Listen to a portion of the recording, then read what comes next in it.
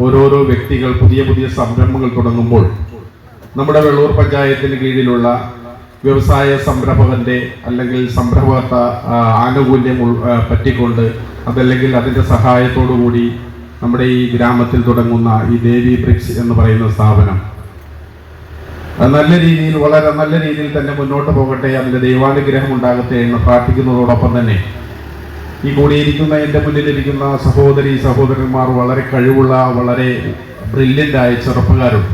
അവരെല്ലാം ജോലി അന്വേഷിച്ച് വിദേശ നാടുകളിലേക്ക് പോകുന്നതിന് മുമ്പ് തന്നെ നമുക്ക് നമ്മുടെ നാട്ടിൽ നിന്നുകൊണ്ട് തന്നെ നല്ല സംരംഭം നമുക്ക് തുടങ്ങാൻ സാധിക്കും എന്നും നമുക്ക് തെളിയിക്കണം.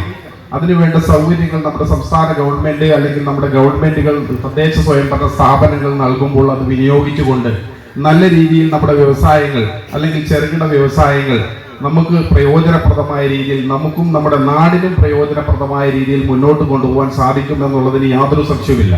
നാം ഒന്നും മെനക്കെടാൻ തയ്യാറാകുന്നില്ല.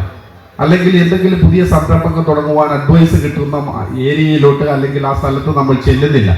നമുക്ക് കിട്ടുന്ന ലോൺ ആനുകൂല്യങ്ങൾ നമുക്ക് വിനിയോഗിക്കുവാൻ നമ്മൾ വേണ്ട രീതിയിൽ അതിനെ തയ്യാറാകുന്നില്ല. അങ്ങനെയൊക്കെ വരുമ്പോൾ നമ്മൾ മടിയന്മാരായി മാറുന്നു. നമുക്ക് അങ്ങനെയുള്ളൊരു തലമുറയല്ല വേണ്ടത്. നമ്മുടെ ഭാവി തലമുറ വളരെ ഊഷ്മതയോടുകൂടി, സത്യസന്ധതയോടുകൂടി നാടിനും നാട്ടാർക്കും വീടിനും ഗുണപ്രദമായി മാറണമെങ്കിൽ നമ്മുടെ സ്വഭാവത്തിൽ തന്നെ മാറ്റമുണ്ടാകും. ആ സ്വഭാവ രീതി തന്നെ മാറണമെങ്കിൽ നാം എന്ത് ചെയ്യണം? നമുക്ക് സ്വന്തമായ ഒരു വരുമാനം ഉണ്ടാകും.